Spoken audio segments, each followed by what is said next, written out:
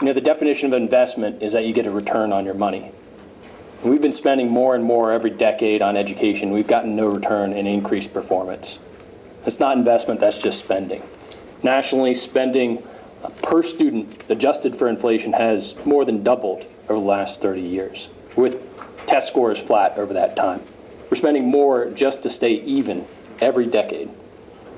46% of all state and local tax revenue across the country is devoted to public K-12 education. Compared to Medicaid, it's just 17%. 2.5 times what we spend on Medicaid, we spend on education.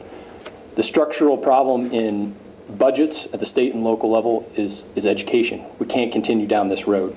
It's taking a bigger share of tax revenue too. Over the last couple decades, the share of tax revenue that is devoted to education has increased 90% at the state level, 70% at the local level. It's taking a bigger part of the pie every decade.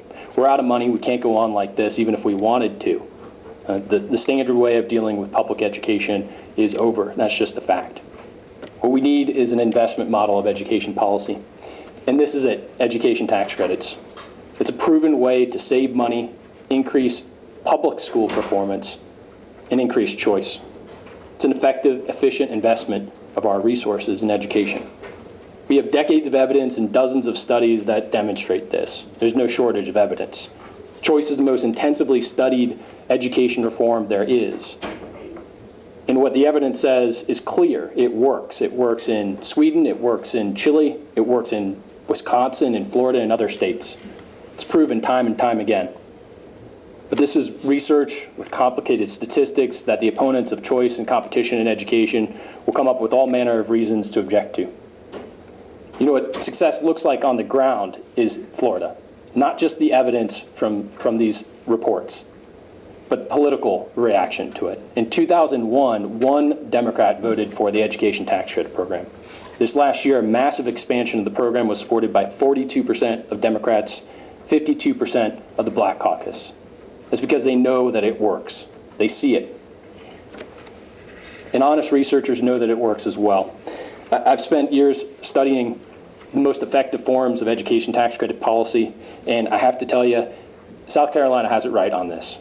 Everyone should be proud to support this bill. It's a great piece of legislation, great piece of policy. And South Carolina needs this reform to be competitive because other states are going full steam ahead on education reform. Neighbor Georgia has a great, solid education tax credit program, and they look set to expand that as well. Florida, as people have pointed out, is full steam ahead, and they're leaving the competition in the dust in terms of performance increases and cost savings in education.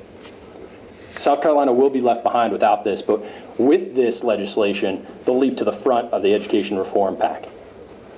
Citizens and businesses want to invest directly in education, and we should encourage them to do so. Let's stop just spending money on education. Let's really start investing in it.